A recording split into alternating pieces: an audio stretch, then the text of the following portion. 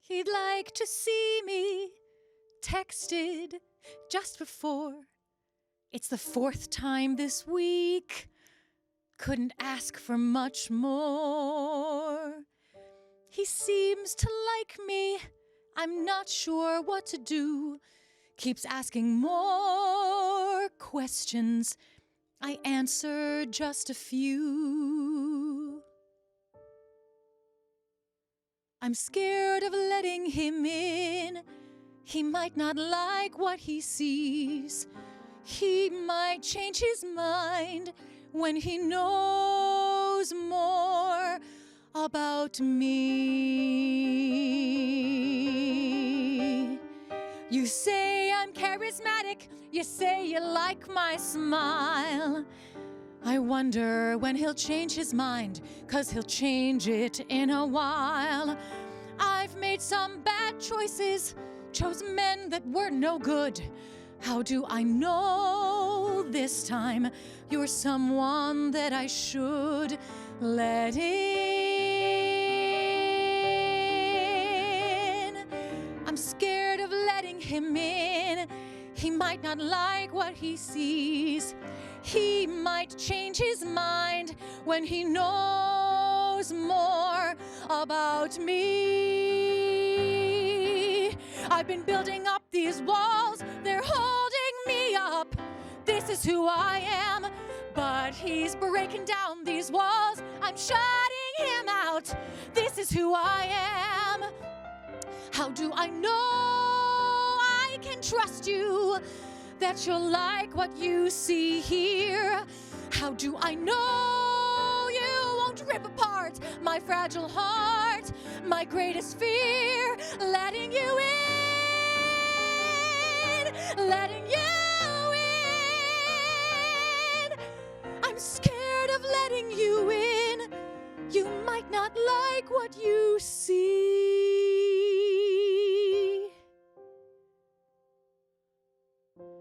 Another week, he's still here. His eyes are searching mine. Tell me, babe, he begs of me, then sees he's crossed the line. Truth is, I am scared, not ready yet for you, but here you are, like clockwork. Maybe it is time to try to let you in.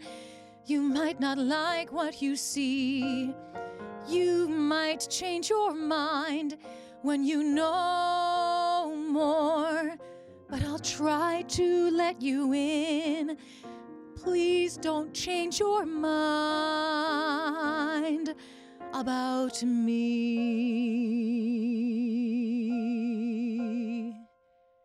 Letting you in. Come on in.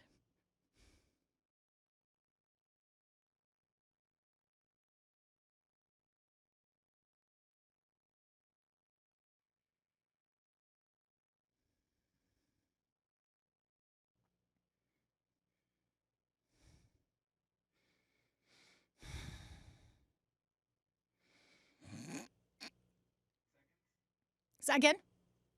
20 seconds. Yes, 20 seconds.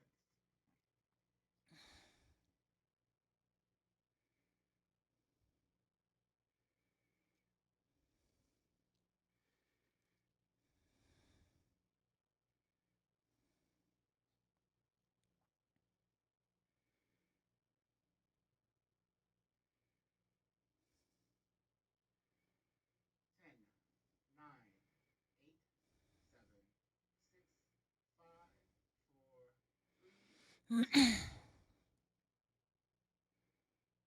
5, 4, 3. He'd like to see me. Texted just before. It's the 4th time this week. Couldn't ask for much more. He seems to like me. I'm not sure what to do. Keeps asking more questions. I answer just a few. I'm scared of letting him in. He might not like what he sees. He might change his mind when he knows more about me. You say I'm charismatic. You say you dig my smile. I wonder when he'll change his mind, 'cause he'll change it in a while. I've made some bad choices, chose men that were no good. How do I know this time you're someone that I should let in? I'm scared of letting him in. He might not like what he sees. He might change his mind when he knows more about me. I've been building up these walls. I'm shutting him out. This is who I am. But he's breaking down these walls. I'm shutting him out. This is who I am. How do I know I can trust you, that you'll like what you see here? How do I know you won't rip apart my fragile heart? My greatest fear, letting you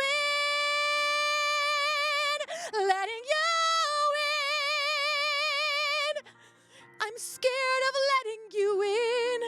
You might not like what you see.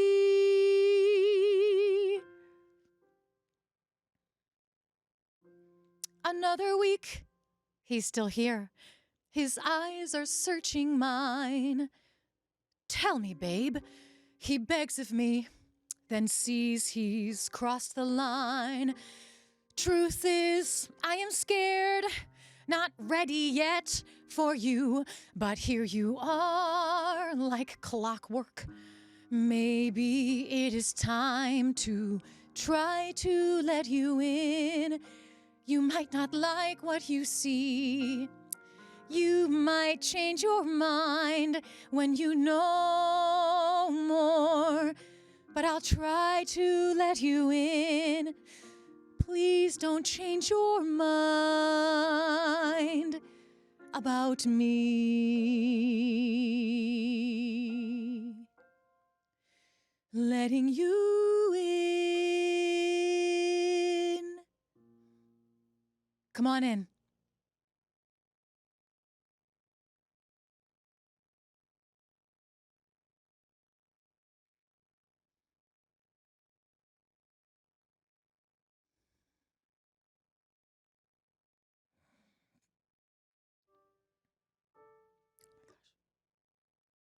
We can totally do that again. I would love that. I messed up a lyric.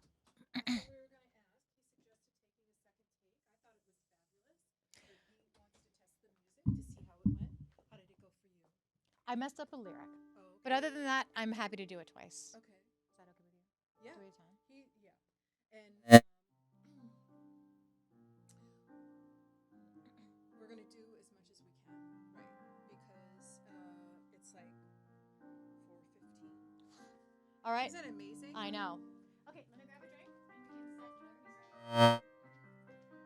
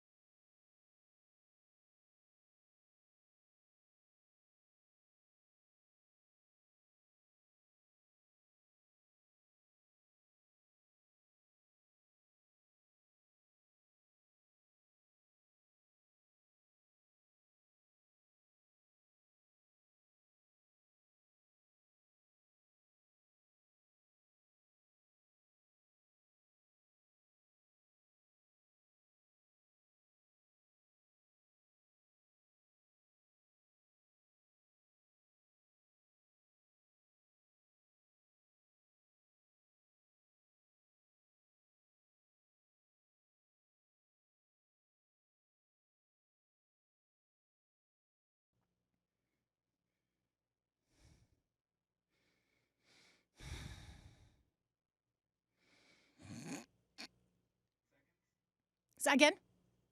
20 seconds. Yes, 20 seconds.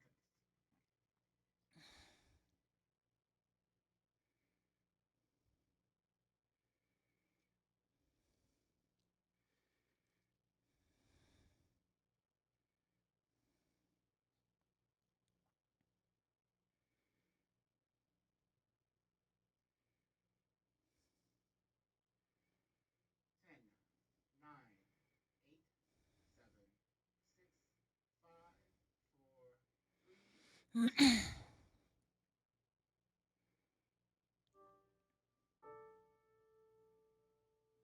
5, 4, 3. He'd like to see me. Texted just before. It's the 4th time this week. Couldn't ask for much more. He seems to like me. I'm not sure what to do. Keeps asking more questions. I answer just a few. I'm scared of letting him in. He might not like what he sees.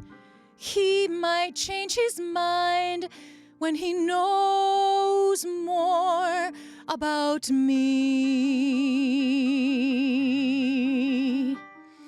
You say I'm charismatic. You say you dig my smile. I wonder when he'll change his mind, 'cause he'll change it in a while. I've made some bad choices, chose men that were no good. How do I know this time you're someone that I should let in? I'm scared of letting him in. He might not like what he sees. He might change his mind when he knows more about me. I've been building up these walls. I'm shutting him out. This is who I am.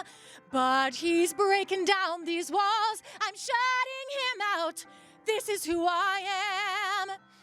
How do I know I can trust you, that you'll like what you see here? How do I know you won't rip apart my fragile heart? My greatest fear, letting you in, letting you in. I'm scared of letting you in. You might not like what you see.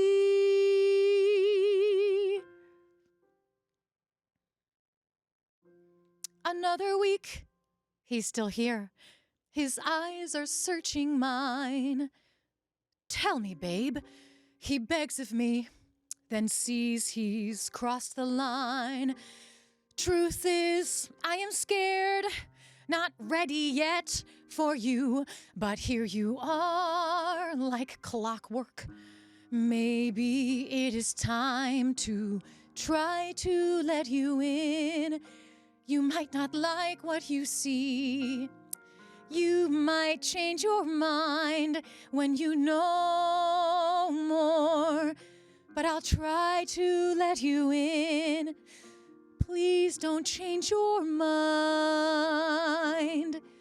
about me.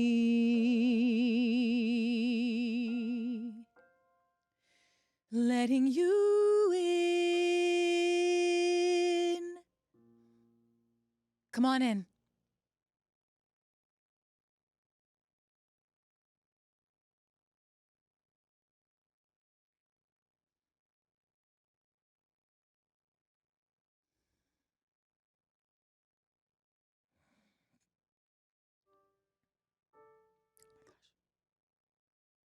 We can totally do that again. I would love that. I messed up a lyric. We were going to ask. He suggested taking a second take. I thought it was fabulous, but he wants to test the music to see how it went. How did it go for you? I messed up a lyric. Oh, okay. But other than that, I'm happy to do it twice. Okay. Is that okay with you? Yeah. Do we have time? And we're going to do as much as we can, right? Because it's like 4:15. All right. Isn't that amazing? I know. 15 seconds. 10, 9, 8, 7, 6,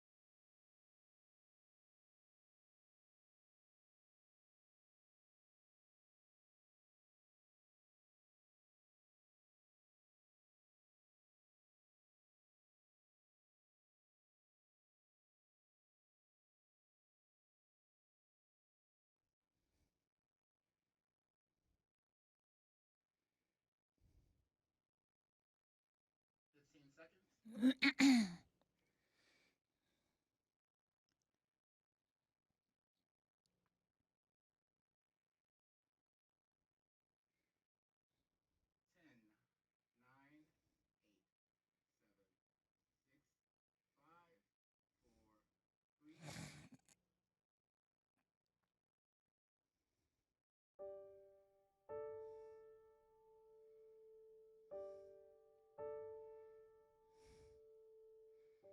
He'd like to see me texted just before. It's the 4th time this week. Couldn't ask for much more. He seems to like me. I'm not sure what to do. Keeps asking more questions. I answer just a few. I'm scared of letting him in. He might not like what he sees. He might change his mind when he knows more about me. You say I'm charismatic. You say you like my smile. I wonder when he'll change his mind, 'cause he'll change it in a while. I've made some bad choices, chose men that were no good. How do I know this time you're someone that I should let in? I'm scared of letting him in. He might not like what he sees. He might change his mind when he knows more about me. I've been building up these walls, they're holding me up. This is who I am, but he's breaking down these walls. I'm shutting him out. This is who I am. How do I know I can trust you, that you'll like what you see here? How do I know you won't rip apart my fragile heart, my greatest fear? Letting you in, letting you in. I'm scared of letting you in. You might not like what you see.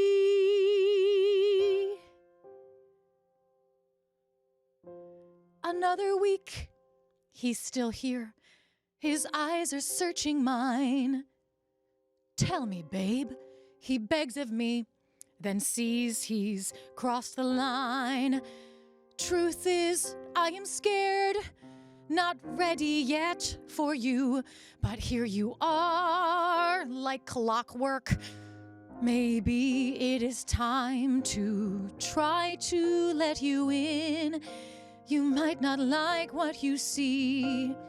You might change your mind when you know more. But I'll try to let you in. Please don't change your mind about me. Letting you in. Come on in.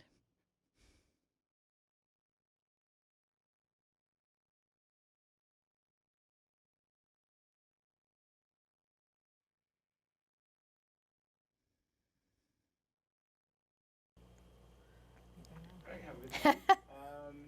15 seconds. I'm so out of practice. 10, 9, 8, 7, 6, 5, 4, 3. Good afternoon, everyone. My name is Ginger Broderick, and I'm the host of the Ginger New York TV show. Welcome to M&N TV Studios. We're at our new location on 38th Street in New York City. So I am happy to be back taping some shows, and I have a wonderful guest today. Her name is Dana Aber.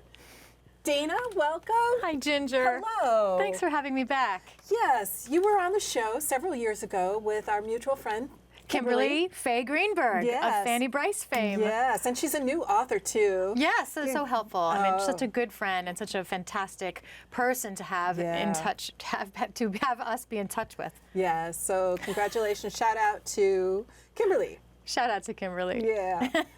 So it's been a few years since you've been here, and thank you for reaching out because you have a lot of great things going on. First of all, I know that you got married. Yes, I did get married. Congratulations. Thank you. We were really lucky to get our wedding done 5 weeks before the pandemic shut down. No one was hardly even talking about this whatever thing that was coming out of the west part of China. And we got to do all of our things, and then just had the weirdest first year of marriage. Mm-hmm. We spent a lot of time together. Yes, I'm really lucky. My partner is awesome, so that's great. We made it. That's wonderful. Congratulations.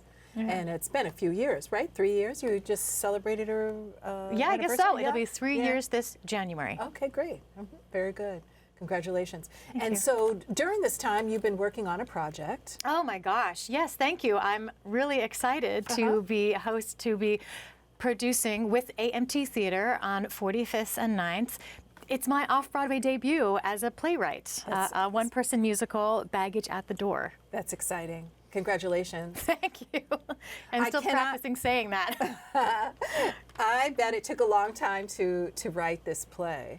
Yeah, I was just realizing the other day, I think it's got to be 5 years. But I mean, the pandemic time frame, it's hard to count time in that era, right then. But definitely have been processing this work for 5 years, and I'm really, really excited that there's an opportunity for me in a limited engagement run in this co-production at AMT. And it's coming up in November. In November, yes, which feels really soon. It's soon, like within 30 days, and it's going to be there just like that. I'm going to be in the audience. I saw you there at the AMT Theater maybe a year ago, 2 years ago. Yes, they are a brand new venue. Actually, that space has always been the theater for the last 100 years or so, give or take, I'm told. But AMT took over about a year and a half ago and gut renovated it, and it is absolutely beautiful. Yes, absolutely. Great seats. Yes, comfortable. And it has that beautiful upper mezz, and it is the perfect kind of venue to host smaller productions, including solo vehicles like Baggage at the Door. So I'm really grateful that AMT, who had already hired me as a performer a couple of times, let me use the space for readings of my work. And then having seen my writing, then a conversation began about a co-production for Baggage at the Door. Good for you. And this is a great example to show where an idea or a project then grows and morphs into something so big like this. Because it really started out by you writing some poems, correct? Yes, gosh, and you're right. and take us through that process, of like the transaction history. I have I have been developmental mental history. I have been a professional performer in New York for nearly 20 years and have had the great fortune of working at the Graduate Musical Theater Writing Program at NYU Tisch as a hired performer, as a hired gun. And those are brand new musicals that they are teaching the new writers for the Broadway. And at NYU, they have to bring in actors to perform the work. That's so really that the new, interesting. so that the new writers can see what a professional hand would do with their monologues, with their songs, with their scene work and stuff. And I've worked there for a pretty substantial amount of time. I think it was like over a decade. I worked there every spring and sometimes in the fall also. Those collaborative processes and those people that I met in those processes gave me the idea that when I was handling some big feelings at a certain point in my life, that maybe I should just jot them down, right? It was kind of a lark in the moment. That's undercutting it. It was the only choice I had when I was processing this big feeling, to just put it on paper. And then the following day, after I would write it at night and I'd look at it in the morning and I would say, oh, actually this random thing I thought was nothing last night is actually really interesting and doesn't need even a lot of grammar corrections. Like whatever comes up here onto the page comes out pretty well formed. I, again, am still practicing owning that part of my creative process. It is terribly unusual to like your first draft. But as I was working through this tough time, I wrote out a couple more of these poem, essay, deep dive into this dark part of myself that I was exploring. And then all of a sudden I had a body of work. And because I was friends with these incredible up-and-coming writers out of NYU, enough of them said, like, gosh, Dana, you should really see what else is in there. Like, are these songs? Can you expand these? And when enough people who you respect tell you, take a closer look at these things you thought might have just been throwaways, you do. And as a result, then, from these very humble beginnings, these essays and poems have now become 10 individual songs. And then those 10 songs, I had the chance to consider, are these just a cabaret? Are these meant for the Cafe Carlyle? Is this for Don't Tell Mama? Is it a song cycle? No, actually these 10 songs were just 10 songs and it needed a libretto. And then I got to work. And I got back to these reference materials, and it is an atypical process to write a musical to start with the songs first, right? So I started with I created my own source material, essentially, with these essays and poems. And then those became songs, again, through the incredible good luck of knowing enough emerging writers out of NYU that were actually encouraging you. It was a remarkable time. It was a hard time for me in my life, followed immediately by this opportunity that these wonderful colleagues and collaborators prompted me to move forward with. So 10 writing teams chose one of those 10 pieces of poems and essays, literature, and we collaborated, and now I have 10 songs. Oh, is that interesting? And then, now I've got a libretto, and I shuffled things around a few times. It's been several years of process. And who's working with you on this? You have a director now. Has he been? Oh yeah. And he's been with you from the very beginning, or when do you bring in other talent for this play? I hit as far as I could go with just pluck and luck and connections. And I had presented Baggage at the Door as a work of theater, I think 5 or 6 times before I had an opportunity to perform it in the One Festival, which was which is a pretty I love that, and it was I think it is still hosted at the Teatro Latea down on the Lower East Side, and the One Festival is a collection of solo shows or solo performances, and they're pretty selective. So I knew that this was an opportunity for me to level up. And I said, oh shoot, I need help. I need a new person. I need somebody else to join Team Baggage. And another stroke of luck that I was guided to find Joe Langworth, who has been my dramaturg and director from the One Festival onward. Oh, isn't that interesting? So lucky. We are nearly symbiotic in some of our work practices, but also because a lot of the creation comes from my side, you have to have somebody on the outside of you you can really trust. And I really trust Joe. That's really great. Because I think it would be very difficult as an actress to also be a director and producer, and how do you how do you filter all of that? And how do you know? Because I would think that, you know, as an artist, it's really easy to criticize yourself. And if you're singing something, the producer person might see something really great as well as the director, but the artist might not see that. So if they were all one and the same, it would be very difficult. But Yeah. it's good to have. You are not wrong. It is very hard to wear so many hats. Yeah, it's amazing that people can do that. Mhm. I have never been a director. I tried it one time. It's not my skill set. I do have a producing skill set, and it's through that you and I met doing that other concert back in the day. And I feel confident in those skills, and I do know how to separate my artist brain from my producer brain. Makes my family a little bit worried when I start talking in the third person, but I do say things like, the producer has a question about whatever, or the writer would like to change this line, or the actor thinks that they can solve this problem with a tone of speech or whatever. I don't have a director's brain. I don't have a director's brain. So Joe is my dramaturg and director brain outside of my body. I'm very lucky for his collaboration and his friendship. And then what does he do? What is his role when he sees you perform? What's an example of a critique that he would do? Because we have been collaborating now for nearly 4 years, we've spent a lot of time, as a lot of us did in the pandemic, on Zoom. Okay. And we did deep dive writing sessions, and then we would look at the revisions together. Okay. And Joe is the type of dramaturg who will look at every word within every sentence, and not challenge, but question or tease. I won't say poke. He's incredibly gentle with my writing, and it's one of the reasons that I can trust him so well to suggest shifts or changes to the shape of the show as it evolves. And he's looking at each specific word, and there's a lot of words into a play.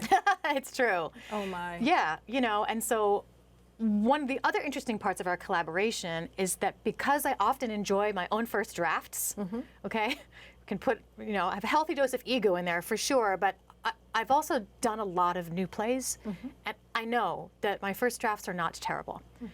He can pitch me an idea, and I can go, okay, give me 1 second, and we'll be on Zoom, and he'll just go, you know, get a Diet Coke or whatever, and I'll just punch something out, and so then I'll have something, a new draft for him. It's very TV writing style, I think. I'm told, and it does help that I trust my first drafts. Very good. What's the storyline about Baggage at the Door? Baggage at the Door is a story of a girl who survived 4 near-death experiences in 4 consecutive Januaries. So that's in a row. Every January, something bad happened to her. The first time she got hit by the subway train in her own station. She was in a coma for a while after she was stung by a poisonous fish in the sea. She survived dengue fever level 4, which is medically impossible according to Western science, and also had an abusive partner. And so that's bang, bang, bang, bang, bang. And then the 5th January, she met someone nice. And that doesn't make any sense, because when you've already got 4 bad Januaries, when the nice one happens, you can't trust that, can you? Right. So this story of this woman's baggage is about her processing and coming to terms with these old traumas and moving forward with the possibility of something new. Very good. And this is actually based on your life story. Yes. That takes a lot of guts to talk about it openly to the public. Yeah, I guess so. You know, not everybody can talk about bad things that happen to them, and that's okay. The bad things that happened to me are very similar to the ones that happened with the girl in the story. And they were so odd, and they just kept happening in Januaries that it was like, kind of like the poems. It's the only choice I had was to be honest about them and talk about them. I mean, you can only get stung by a poisonous fish one time before you're like, I get stung by a poisonous fish. This is bananas. And last year, this happened. And it just became such casual conversation. You know, I also looked kind of weird for a while. Sorry. No, you okay? Do you want a water? No, okay. Go ahead. So I wasn't right for a while too, and because I was surrounded by all these sensitive artists, people would kind of be like, hey Dana, you were gone for a while, where were you? and then I'd have this I would be horrible hiding story. in January. Yes, for years, and still, my mother has said, I'd love to wrap you up in cotton bunting and Sure. keep you back home in Ohio for the whole month of January. I would be afraid too. But good for you. You're putting your storyline together. I bet it's very therapeutic for you too. Yeah, although it's not really the main intention. Okay. I know people who have found incredible therapeutic practice through writing daily pages or whatever, crafting their own mantras and for yoga practice or whatnot. It's not, that therapeutic practice kind of started and ended with the poems. But then as the art developed into the collaboration process and then the libretto writing and then adding my director and dramaturg and now the rest of Team Baggage, and as we go into the off-Broadway debut, the therapy practice of the writing is many, many years ago. It's no longer just my story. And I did that on purpose. Because just because you can talk about awful, terrible things to yourself, it wasn't enough. It's more important that I found it was more important for me to explain to other people that you might see a sparkly, put together, overachieving do-it-aller who might actually be struggling with kind of insane PTSD, mental health imbalance, high-strung anxiety practices, monsters in the closet type of a thing, and you would not know. That is who I was in New York City, and other New Yorkers can relate to this. Other people in other places can relate to that. Covering your damage is one way to survive. And so telling my story through the vehicle of the play and separating myself in that way not only protects me as a person who can heal and move forward and get married and have a different life now, the girl in the story is stuck in that process, and we build the world for her to process these feelings so that she becomes a conduit for other people to process their stuff through her journey. Because when one person starts sharing, other people share. Correct? Yeah. That's what must be very satisfying for you. Yeah, it is satisfying. It's So people the point. approach you. Yeah. Yeah, they do. And it's my incredible pleasure to be able to create space for those moments. Someone would come to see an early version of the show, and the story, while it is developed, is very much the same. I remember 2 different times a person came up and said, you know, I just bought a ticket for this because I thought it was a comedy show. Oh, interesting. And I went, oh my God, I'm so sorry. And you saw Baggage at the Door, the one-person musical. And he went, no, I'm so glad. This was so cool and it was so helpful. And then the second somebody says, Helpful. right, or important to me, I go, do you relate in some way? Or I prompt him. Okay, that's I great. ask, yeah, how did it impact you, or how did you hear it, or whatever? And he had a family member that one of the storylines perfectly aligned with him, and he was isn't that like, interesting? I'm so glad it wasn't a comedy show. He's like, even though it was funny, you know. I took yoga teacher training during Yeah. the pandemic, and I had one training prior to that. But one thing I learned was that so many people have experienced trauma. I was aghast by the number of people in our classroom that had some type of trauma in their life. So I grew up in the Midwest as well, in a kind of a small town. Boring. And I always want to do this and this and this and this. And let's take Simone Biles for an example. Very talented gymnast, world class. And here, you know, the team's doctor sexually abused her. I mean, and all the other girls on the team too. I would be so horrified as a parent, and then for herself, she has to live with it forever. You know, so these are things that people don't talk about, but they are talking more about them now, and it's because of people like you who spearhead these projects that allow people to have the conversation in a safe place. Right. Well, thank you. Yes, bad things happen to good people. I read that book. All I read the time. the book. Yes, bad things happen to good people all the time, and no one is exempt from bad things happening, no matter how successful or sparkly you may look or be.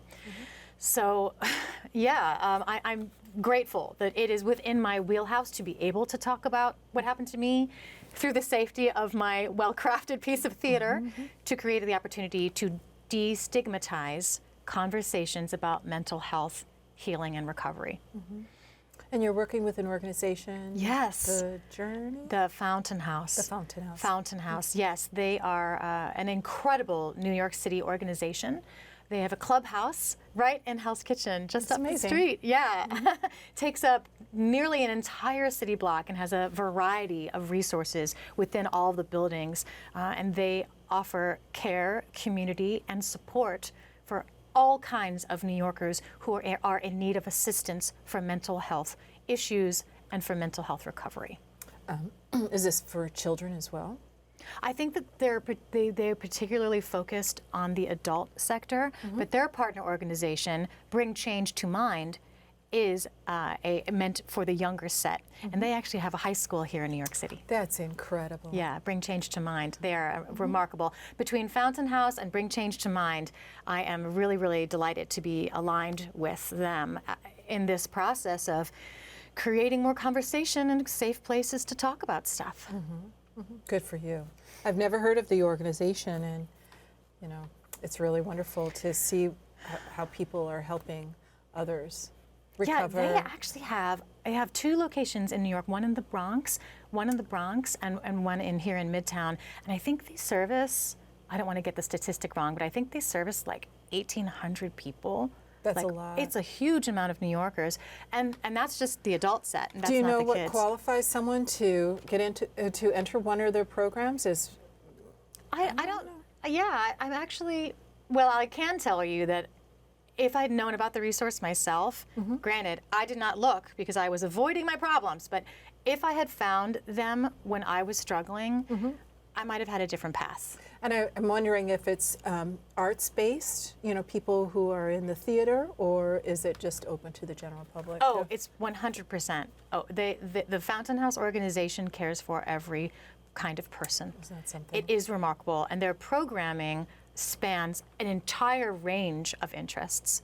And then their coursework and their groups, it's an insanely cool organization, like I said, that I really wish that I'd found when I was struggling. So I will, part of the production at AMT, we have the opportunity to set aside seats for their members. That's wonderful. For every performance, they will be able to come. Well, you know, a lot of times, you know, people say, you know, if you can't find a job, create one. And that's kind of what it sounds like with you. And I see all these talents developing because you're a writer, right? And you're doing it in a safe space. Yeah. You're working with talented people, and you get to see a dream develop and grow, because it wasn't your initial plan. No, it wasn't. Yeah. I did not mean to become a writer. Yeah, that's Although really I probably interesting. always was. I think my parents would say I always was, but I, until the poems, thought of myself predominantly as a performer. Okay, yes. And then, you know, that then I added, so that was my performer hat, and then I added my producer hat, and then my writing hat happened, you know, and yes, you're right. It was not my intention to be a solo show writer. It wasn't my intention to be a producer, a TV producer, and here I am. You know, and it's like a lucky thing to find your lane, right? And then to gather your tribe into your artistic work as it develops. Because you're different now too, I'm sure, as a result of. Well, guess what? I didn't realize that, well, my goal here was to promote performing artists. I wanted to do a tape show on a monthly basis, and that quickly developed into a weekly live show. And I was like, I had to run and talk to my team. Can we do it? I mean, are you available? How am I going to get the guests? And guess what? I had worked in media, and I knew a lot of producers who referred me over their publicists, who brought in a lot. I mean, probably worked with 20 publicists, you know. So it was a machine that was running, you know, and I couldn't do it by myself. It was a village that helped run this wonderful production. But I got really tired, so it was almost great that COVID came around. It gave me an opportunity to rest and refocus, and I'm back now to my original idea of Your monthlies. Very cool. and it's a way to balance. I can still offer opportunities for people to come in and get the PR and publicity and the voice that they deserve to have, and it allows me to also have a life and be able to actually finally edit a lot of my shows that are in the vault. So it's great. That's great. Where do people find you? How do they find out more about you? Do you have Oh any my goodness. Well, as a media links? performer, I'm very easy to find. And then Baggage at the Door musical.com is the show's website, which has all of the clicks and the hot spots for the creative team, a link to the performer, a link to the partners and the Fountain House and AMT. Good for So you. Baggage at the Door musical.com also has the ticket link, which is active and available. So I'm really proud that it's all moving forward so quickly now. And like you said, it's a month away. Yeah, congratulations. Right around the corner. I went to see you perform at the AMC Theater a while ago, and I walked past it all the time. I was like, oh, there's where I saw Dana. Oh, that's where she's going to be again. It is an incredibly lucky thing to have found the AMT family. They are truly my artistic home in New York City, and I knew of them before the pandemic and before their theater was open in its now real space. But to be continuing as part of their family and then have the chance to birth my first musical ever at their gorgeous theater is Really exciting. I can never be more grateful than I am for that. And you mentioned that this is the first co-production. It is the first co-production Can you for them. explain what that is? Because I'm not quite sure what you're talking You know, about. we're all just kind of figuring it out, to Okay. be honest. It's hard. Art is hard. Art is just hard, no matter what kind you're in. I was just talking with a painter and collagist who was talking with me about his process and explaining all the ins and outs. And as much as I couldn't understand what he was talking about with his press stuff and the galleries and whatever, if I changed the language, it's exactly the same as producing theater. So this is the first co-production, and we're figuring out what that means for us, because my show has existed before them. It didn't get workshopped in the space, right? It just kind of came in as a jewel to be lifted into the light on their stage. That's wonderful. So we're figuring it out moment by moment. Wonderful. I'm always interested in how businesses run. As an accountant, I always like to learn about how companies operate. And so this is a production house, and they sponsor different productions that come through. And I just didn't understand, do they hire you to come in, or you work in collaboration with each other, or I guess you can rent out the space as well? Or, Yes. Yeah. So from what I understand, I this hope is you can tricky. understand I that know. question I was asking. AMT recently got their nonprofit status, Oh, how which is wonderful. a wonderful step for them as a company, for us as a company. And part of their effort is in the middle of the week, AMT does their productions and their classwork and their stuff. On the weekend right now, they are a rental space. And right now they have a long-term rental tenant, if you will, or neighbor. I like to think of the rental space as, the rental people as, the rental producers as neighbors. And the neighbors run on the weekends, and AMT works in the middle of the week. Interesting. And so you can also, as anybody, you can rent the space to host. I've seen services for end of life happen at the theater. You're I've seen kidding. classes happen. I've seen a reunion of sorts happen there. Isn't that something? Yes, so they are trying to be, they have created themselves to be a regional theater in Manhattan. To have the opportunity to have a safe space for all kinds of community gatherings and community offerings. Oh, wonderful. So Baggage at the Door, as a co-production, will run on the Tuesday, Wednesday, Thursday, middle of the week slot. And then I high-five my neighbors on Thursday night as they take over and start their stuff on Friday. That's wonderful. Well, good luck with it. I'm sure it will go places. It will Thank you. take you places. It already has. I feel so fortunate. Baggage at the Door is a remarkable story, looking backward while also looking forward, which is something the world needs right now as we all deal with the after effects of the COVID shutdown and COVID crisis and COVID grief and COVID loss and all of the PTSD that came from all of that. Baggage at the Door is a message of facing the monsters, figuring out how to handle them, and moving forward with hope is a really timely You're one. walking in the light, and that's what's really important. And it's giving other people hope, right? Thanks. And that's great. That's great. So it's at the AMT Theater during the month of November. Yes. Oh, good. Yes, we start our first preview October 31st. Opening night is November 2nd, Oh, which how is a exciting. Thursday. Yes, I'll save you a seat. Oh, thank And then you. we run the next Tuesday, Wednesday, Thursday, and then the following Tuesday, Wednesday, Thursday to close on the 16th. But I'll tell you, I already heard a rumor that they're planning to extend. Really, that's great. That's exciting. Because, you know, when I look at this, how many hours have you put into the program? I mean, hundreds and hundreds and years of your life. Sure. And to run it for, you know, a few weeks, I would think that it would have a life beyond that time, that showcase. We have a saying in my household, no wasted energy. Everything that we put into the world does something. So all of these springboards are just springboards for springboards for springboards. This incredible opportunity, this off-Broadway debut, will absolutely lead to something else, whether for baggage at the door, or for me, or for the theater. And I'm really, really proud of that. I'm really proud to have found this opportunity and to see what comes next. Didn't find it. You're working on this opportunity, right? True enough. Yeah, that's a lot of hard work. That just doesn't happen. No, and yeah, I was thinking how to quantify the number of hours one spends on artistic creation, yeah. because they're not billable hours, are they? No. Right? And then half of the time, it's all in my head. All of the people, the writer, the actor, the producer, you know, the graphic designer, the projectionist, the props master. Being a one-person vehicle, you know, being a one-person show, being a one-person performer is a Yeah. crazy thing to carry all of that effort on But oneself. look at all the skills that you have to do that, and the skills that you're developing that you never knew you had.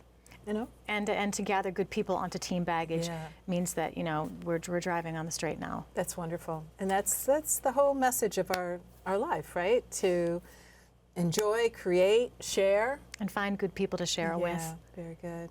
Well, thank you so much, Dana. Thank you, It was Ginger. so wonderful to have you in, to see Thanks. you in person. I know, I've missed you. Great, thank you. Thank you so and, much. I look forward to seeing your play. Thank you so much. Very good.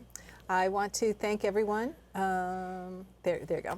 Thank you, everyone, for joining in this afternoon's show of Ginger New York. We had Dana Aber in and her new show that's coming out, One Woman Musical, coming out, AMT Theater in November, Baggage at the Door. Let's check it out.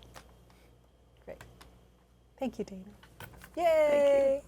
And then if we could wave to the camera. And then freeze. Okay, great. Fabulous, fabulous, fabulous. I know. We did it. 22 minutes after. I know you don't like to have to edit like bleep laps and stuff. I definitely made a few.